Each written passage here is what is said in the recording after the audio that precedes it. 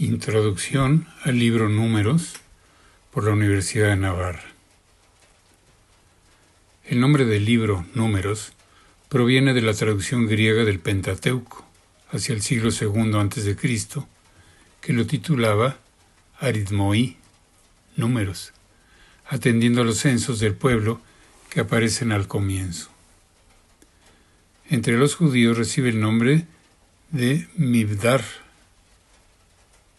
en el desierto, ya que el primer versículo comienza con esta palabra, que además alude al contenido peculiar de la obra, la estancia y peregrinación del pueblo de Israel por el desierto donde Dios se le manifestó.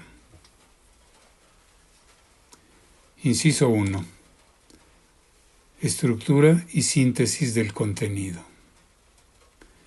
El contenido del libro de los Números se caracteriza por su variedad temática y literaria. En él encontramos numerosos episodios de carácter narrativo, junto a textos legales de bastante amplitud y pequeñas piezas poéticas. Aunque se trata en gran parte de material nuevo respecto al resto de los libros del Pentateuco, abundan pasajes tanto narrativos como legales que vienen a ser repetición de lo que se encuentra en otros lugares. Así, por ejemplo, las quejas del pueblo y el prodigio de las codornices narrado en el capítulo 11 son prácticamente un paralelo de Éxodo 16. El texto de Números 20, versículos 1 a 9, sobre el agua que brota de la roca, reproduce Éxodo 17, etc. Las distintas partes del libro de los Números corresponden a los escenarios del desierto en los que se va encontrando el pueblo de Israel. 4 son los escenarios que marcan esa situación. Primera parte, el pueblo en el desierto del Sinaí. Capítulo 1, versículos 1 al 10. Allí aparece el pueblo en toda su magnitud numérica y su profunda estructura religiosa, disponiéndose para iniciar la marcha. En este escenario, que es el mismo que el de la segunda parte del libro del Éxodo y el del Levítico, se presenta una detallada descripción del pueblo de la Alianza. Al autor sagrado debió parecerle importante presentar, antes de reemprender la marcha, el recuento por tribus de los israelitas, varones aptos para la guerra, y la descripción de su posición en el campamento, ya que ellos formaban el ejército del Señor. Pero como entre las tribus ocupaba un lugar especial la tribu de Leví, cuya condición y funciones merecían un tratamiento distinto, su descripción da pie a introducir a continuación diversas leyes sobre pureza, relaciones mutuas, voto de nazareato, fórmula de bendición, ofrendas, forma del candelabro, ofrecimiento de los levitas a Dios y celebración de la Pascua. También antes de la partida se vuelve a explicar, aunque ya se había hecho en Éxodo capítulo 40, 34 al 38, el significado y función de la nube que los acompaña y la utilización de las trompetas para convocar al pueblo. Con ello, todo está dispuesto para emprender de nuevo la marcha, abandonando el escenario del Sinaí. Segunda parte, el pueblo en Cadés, capítulo 10, versículos 11 al 20. Este lugar se encuentra entre el desierto de Parán y el de Sin. Ahí el pueblo se rebela contra el Señor y experimenta la amargura del castigo divino, la eficacia de la intercesión de Moisés y la misericordia de Dios que perdona una y otra vez. El paso a este segundo escenario, Cadés, apenas ocupa espacio en la narración. Esta se centra inmediatamente en lo ocurrido allí. Sin embargo, pone de relieve que la nube los condujo al desierto de Parán y que avanzaron según el orden del campamento. En torno a Cadés se unen una serie de episodios que tienen como tema de fondo la protesta del pueblo, la intercesión de Moisés y la manifestación de la ira y el perdón divinos. Así, encontramos el episodio del fuego de Taberá, la protesta por el maná y las dificultades de Moisés para gobernar al pueblo, la respuesta de Dios con la institución de los 70 ancianos y el envío de las codornices, la murmuración de Aarón y María contra Moisés. En ese mismo contexto se narra la exploración de Canaán y la negativa del pueblo a luchar por entrar en la tierra, así como su fracaso cuando al fin se deciden a hacerlo sin contar con Dios.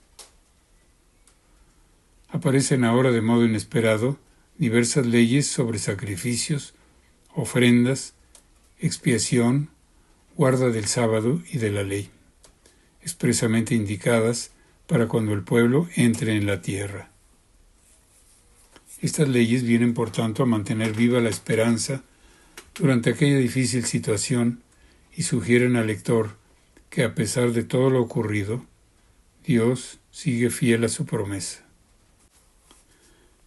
La rebelión de Coré, primo de Moisés y Aarón, que se narra a continuación, es el marco apropiado para exponer también en este contexto la legitimidad sacerdotal de la familia de Aarón, así como las funciones y derechos de sacerdotes y levitas, y los ritos de expiación.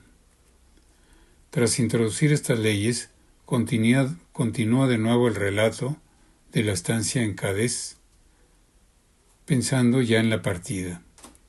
De ahí que se aluda de nuevo a la llegada a este lugar, si bien ahora denominado Desierto de Sin, y vuelve a retomarse el argumento de fondo, la protesta del pueblo, esta vez por la falta de agua. Se introduce también una explicación de por qué han de continuar por una ruta imprevista, porque Edom les cierra el paso. Así se traslada la acción al nuevo escenario, el camino de Cadés a Moab. Tercera parte. El pueblo en el camino entre Cadés y Moab. Capítulo 20, versículos 20 al 21. Incluye diversas etapas en las que el pueblo de Israel sigue experimentando el castigo y la misericordia de Dios.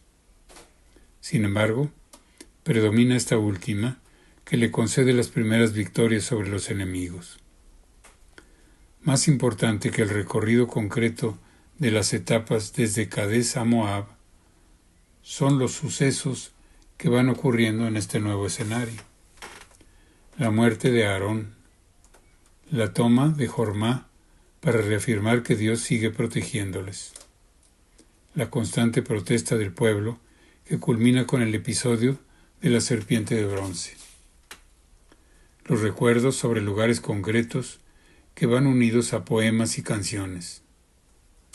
Finalmente, en este recorrido se recuerdan las victorias sobre Sihón y Og, que les abren el camino a las llanuras de Moab, último escenario.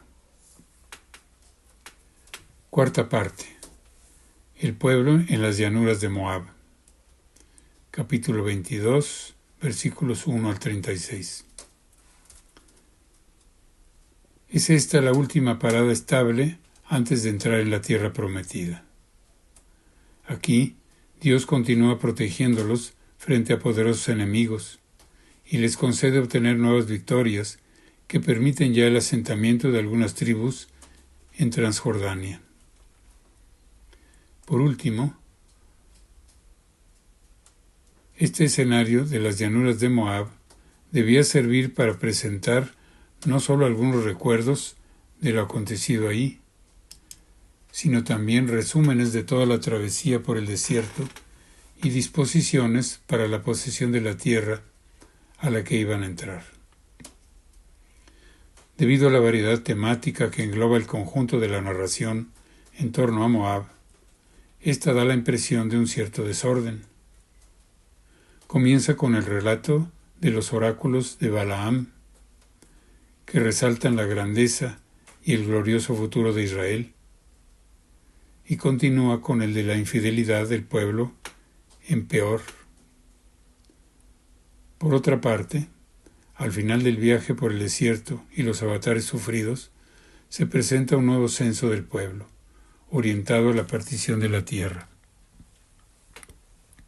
En ese contexto, se plantea también ya la herencia de las hijas y la sucesión de Moisés por parte de Josué. Asimismo, se recogen diversas leyes sobre sacrificios, fiestas y votos que el pueblo habrá de cumplir cuando tome posesión de la tierra prometida. El tema de la conquista y el reparto de la tierra, que está en el trasfondo de esta última parte del libro, encuentra ya como una primera realización en la guerra contra Madián y el reparto del botín apresado, así como en la distribución de Transjordania entre algunas tribus. Esto hace volver un momento la mirada hacia atrás, mostrando con detalle el camino que todas las tribus han recorrido desde Egipto, para exponer a continuación cómo habrá de ser el reparto de la tierra de Canaán, sus fronteras, las ciudades que habitarán los levitas, las ciudades especiales que servirán de refugio, y el modo de que cada tribu conserve la parte que le haya tocado, regulando el matrimonio de las mujeres con herencia. De este modo, queda el pueblo prácticamente dispuesto para dar el gran paso hacia Jericó, puerta de acceso a la tierra prometida. Sin embargo, en la perspectiva del Pentateuco, todavía hará falta que Dios les dé la ley por segunda vez. Es lo que vendrá a exponer el libro del Deuteronomio, cuyo escenario seguirá siendo el de las llanuras de Moab. Inciso 2. Trasfondo histórico: Israel en el desierto. De la estancia y el paso de los israelitas por el desierto no se ha encontrado ningún testimonio arqueológico. No es extraño, dadas por una parte las condiciones del desierto y por otra el tipo de vida nómada que llevaba el pueblo en aquella situación. Sin embargo, sí que ha quedado una fuerte huella de esa etapa de su historia en la cultura y en la misma configuración del pueblo de Israel. Así, se puede observar en su forma de hablar, en la que, por ejemplo, tienda es equivalente a casa. En algunas costumbres, como la venganza de sangre y la importancia de la hospitalidad. En la misma estructura por tribus, y sobre todo, en su religión centrada en el culto a Yahvé. Por otra parte, muchos de los relatos que narra el libro reflejan el ambiente de aquel desierto, la falta de agua, el maná como secreción de una planta, las codornices que llegan exhaustas del mar, la serpiente de bronce en la zona minera de Esión Gebar, la misma geografía subyacente y las noticias sobre los pueblos que habitaban en aquel territorio. El testimonio, por tanto, de Éxodo y de Números acerca de que Israel provenía del desierto es perfectamente verosímil. Pero Números, con todo, no presenta la historia de la marcha de Israel por el desierto como una descripción detallada del camino seguido, de las etapas realizadas o de las mismas dificultades externas e internas que allí sufrieron los israelitas. Más bien, ofrece una interpretación del significado de aquella época vista desde una perspectiva posterior. La vida y la historia de un pueblo que se ha debatido entre la infidelidad a Dios, sufriendo los castigos subsiguientes, y el servicio a ese Dios mediante el culto en el templo, y que ha podido experimentar su misericordia. En el libro quedan recogidos los antiguos recuerdos enraizados en el tiempo del desierto, pero con frecuencia son recuerdos anecdóticos, que en cierto modo se han desvinculado del grupo por medio del que habían sido transmitidos y se han generalizado, aplicándolos a todo el pueblo. No es de extrañar, por tanto, que Números deje algunos aspectos oscuros desde el punto de vista histórico, como pueden ser la determinación exacta de la ruta que siguieron desde el Sinaí hasta Moab, el tiempo que emplearon en cruzar el desierto, e incluso si solo hubo una expedición guiada por Moisés, o hubo varios grupos que en distintos momentos y por diversas rutas se encaminaron hacia la tierra prometida. Inciso 3. Composición. Como ya se indicó en la introducción al Pentateuco, una de las tradiciones más importantes de Israel es la que recoge los relatos acerca de la estancia del pueblo en el desierto. Los profetas son testigos de la supervivencia de esas tradiciones. Así, en el libro de Amós, Dios habla a su pueblo diciendo: Yo os hice subir a vosotros del país de Egipto, y os llevé por el desierto 40 años para que poseedieseis la tierra del amorreo. Incluso ese paso por el desierto es interpretado como un momento de primordial importancia en las relaciones entre Dios e Israel, en las que se suceden manifestaciones de la bondad de Dios y de la infidelidad del pueblo. Como uvas en el desierto, encontré yo a Israel. Como primicia de higuera en su principio, vi a vuestros padres. Pero ellos, al llegar a Baal, Peor, se consagraron a la infamia y se hicieron abominables como el objeto de su amor. Las tradiciones orales acerca de ese camino por el desierto se fueron transmitiendo de padres a hijos, como tema de reflexión y enseñanza. A ellas se irán uniendo noticias sueltas de episodios particulares, hasta constituir un núcleo de narrativo bastante amplio, que sirvió de marco para presentar numerosos textos legales. El proceso de redacción del libro de los Números no difiere mucho del Génesis y de la primera parte del Éxodo, en los que se entremezclan las grandes líneas de tradición literaria presentes en los primeros libros del Pentateuco. La tradición sacerdotal es la que se conserva con más fuerza y extensión en el libro de los Números.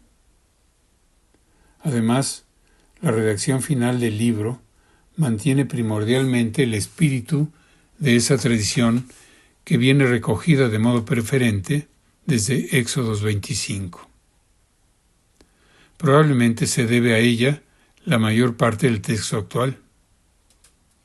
Además, también es lógico pensar que al ser incluido Números como una parte del Pentateuco, experimentase algún retoque. Quizá al final del libro o en lo concerniente a la muerte de Moisés, de manera que el escenario de Moab quedase abierto para poder insertar en él la legislación del Deuteronomio. En cualquier caso, la unidad del contenido del conjunto de Números aparece con nitidez. La peregrinación del pueblo de Dios por el desierto, desde el monte del Señor, el Sinaí, hasta las llanuras de Moab, frente a Jericó, puerta de entrada a la tierra prometida. Inciso 4. Enseñanza. El libro de los Números muestra de una forma peculiar cuál es el modo de actuar de Dios con los hombres, y concretamente con el pueblo que Él se había elegido, Israel. Esa peculiaridad consiste en que Dios aparece como el que guía a su pueblo a través del desierto, camino de la tierra prometida. El pueblo en números no es ya una muchedumbre informe, como cuando salió de Egipto, sino una comunidad santa, que puede ser detalladamente censada, formada en virtud de la alianza. El desierto es ahora un lugar de paso, lleno de dificultades, ante las que el pueblo experimenta la tentación del desánimo y de la rebeldía contra Dios que les ha llevado allí. Pero también es el lugar en el que conoce el perdón y la misericordia de Dios. A pesar de la actitud rebelde del pueblo, Dios lleva a cabo sus designios de conducirlo hasta la tierra prometida. La presencia misteriosa de Dios en medio de su pueblo, mientras éste va peregrinando, está simbolizada en la nube. También es la nube la que marca el camino que hay que seguir. Es Dios mismo quien conduce a Israel de una parte a otra, por donde Él quiere, aunque el pueblo no comprenda a veces la razón de tales trayectos. Testimonio del reconocimiento de la presencia divina son la tienda reservada al encuentro con Dios y el arca de la alianza, donde se guardan las tablas de la ley. Ambas cosas constituyen el centro en torno al que se monta el campamento y en torno al que gira la vida del pueblo. Sin embargo, también Dios se manifiesta a través de los acontecimientos, castigando en aquellos que son adversos, como las plagas, el fuego, las derrotas, etc., y perdonando y salvando en aquellos que son favorables, como con el agua, los alimentos, la curación, las victorias sobre los enemigos, etc. Dios exige del pueblo una docilidad en sus proyectos que éste normalmente no presta. A pesar de todo, Dios lo lleva adelante. Es más, las mismas protestas de Israel son ocasión para que Dios manifieste su santidad y su gloria, no solo mediante el castigo, sino sobre todo mediante la concesión de nuevos dones: el agua de la roca, las codornices, la participación del Espíritu a los 70 ancianos, la serpiente de bronce, etc. En el desierto, Dios va purificando a su pueblo mediante pruebas sucesivas. Estas pruebas son las dificultades externas con que se encuentran los israelitas y que normalmente no superan, sino que les llevan a la protesta y a la rebelión. El castigo que sigue a las rebeldías tiene también un sentido purificador y se orienta a la conversión. Toda la generación que salió de Egipto, incluidos Moisés y Aarón, han sido rebeldes. De ahí que Dios lleve a cabo una purificación antes de introducirlos en la tierra prometida, haciendo que aquella generación muera en el desierto. Sin embargo, Dios no los destruye. El pueblo que entrará en la tierra será un pueblo renovado. Dios cuida al pueblo y lo guía, no solo en el camino a recorrer, sino en su forma de vivir y servirle mediante intermediarios que Él mismo legitima. Ellos son Moisés como jefe de la comunidad y Aarón como sacerdote, y como éstos han de morir en el desierto. Dios mismo señala y consagra a los sucesores, Josué y Eleazar. También estos representan al Señor. El tiempo de estancia y peregrinación por el desierto pervivió en la memoria de Israel como una época dorada de relación con Dios, en contraposición al aburguesamiento y relajación que se produjeron en la época posterior. Los profetas recordarán aquellos años como un tiempo de culto sincero a Dios, aunque tal culto fuera pobre y no tuviera el esplendor que alcanzaría más tarde. Ante la infidelidad idolátrica de Israel en Canaán, el profeta Oseas anuncia que Dios conducirá de nuevo a su pueblo al desierto, donde le hablará al corazón para reavivar aquel amor primero. Asimismo, en vistas a un encuentro más íntimo con Dios, que le dé fuerza para su misión, el profeta Elías irá al desierto, precisamente al monte Horeb o Sinaí. También los salmos cantarán las maravillas que Dios hizo en el desierto, resaltando sobre todo el hecho de que Dios, por su misericordia, no destruyó a su pueblo a pesar de sus reiteradas rebeldías. Recordando lo sucedido en el desierto, los salmos urgen a la conversión a Dios en el momento presente en que se recitan, hoy. Por otra parte, la travesía del desierto se convertirá, lo mismo que el Éxodo, en símbolo del gozoso retorno de los desterrados en Babilonia, a cuya vuelta el desierto se convertirá en vergel. Sobre la base de estos recuerdos, en la memoria de Israel, el libro de los Números, recogiendo las tradiciones del desierto, viene a dar un sentido a la peregrinación del pueblo de Dios a través de su historia. En ella se dan constantemente los factores que aparecen en el libro: la esperanza de una situación mejor, o la instauración del reino de Dios, las pruebas e infidelidad del pueblo, así como el servicio cultual a su Dios, y por encima de todo, la misericordia divina, que constantemente llama a conversión, y que a pesar de las claudicaciones humanas, llevará a cabo sus designios. Inciso 5. Comprensión de Números desde el Nuevo Testamento.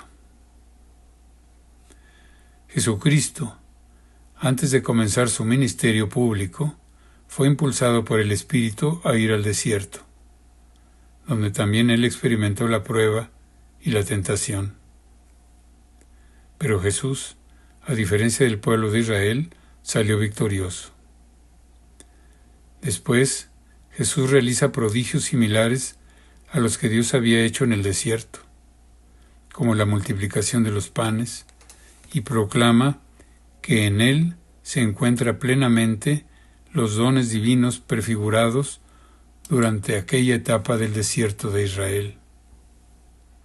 Él es el agua viva, el verdadero pan bajado del cielo, el camino, el medio de salvación, como lo fue la serpiente de bronce, y el lugar definitivo de encuentro con Dios. Vivir unidos a Cristo mientras aún peregrinamos en este mundo es, por tanto, avanzar con seguridad hacia la meta de la patria definitiva. Los santos evangelios presentan también a Jesucristo como la actualización de las realidades del desierto. La concepción virginal de Jesús en las purísimas entrañas de María se realiza por una acción de Dios comparable a la de su presencia en la nube del desierto. La vida de Cristo en medio de los hombres se comprende como la presencia de la tienda del encuentro con Dios en medio del campamento de los israelitas. Si el libro de los Números para los israelitas significaba no solo el recuerdo del pasado, sino, por decirlo así, el modelo de toda su historia, para los cristianos ese modelo es Jesucristo, en quien se han cumplido las palabras de aquel libro y quien se ha hecho camino y guía para conducirnos en nuestro avanzar en la vida, en la que subsisten las pruebas y dificultades del desierto. En la carta a los Hebreos se nos exhorta, pues, a seguir avanzando sin que se endurezca nuestro corazón seducido por el pecado, pues hemos sido hechos partícipes de Cristo, a condición de que mantengamos firme hasta el fin la segura confianza del principio. Hebreos 4:14. Así llegaremos al descanso definitivo.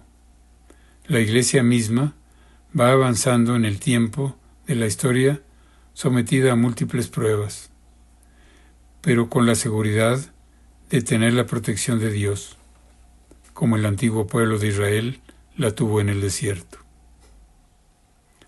Así como el pueblo de Israel, según la carne, peregrinando por el desierto, se le designa ya como iglesia, así el nuevo Israel, que caminando en el tiempo presente busca la ciudad futura y perenne, también es designado como iglesia de Cristo, porque fue Él quien la adquirió con su sangre, la llenó de su espíritu y la dotó de los medios apropiados de unión visible y social.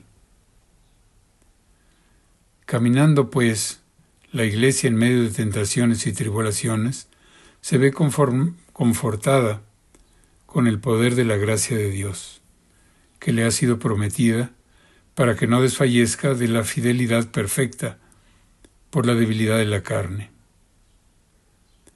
El libro de los Números, por tanto, representa en el conjunto de los libros de la Sagrada Escritura la palabra de Dios que anima a caminar con esperanza al ritmo que Él va marcando, a luchar en medio de las dificultades y a servirle con culto sincero. En la interpretación del libro de los Números, la tradición de la Iglesia, siguiendo la orientación que hemos visto en el Nuevo Testamento, ha descubierto numerosos simbolismos referidos tanto a Jesucristo y a la misma Iglesia como a la vida cristiana. De ello, así como de otras actualizaciones del texto bíblico, ofrecemos en las notas algunos ejemplos que nos han parecido más orientativos. Fin de la introducción al libro de los Números.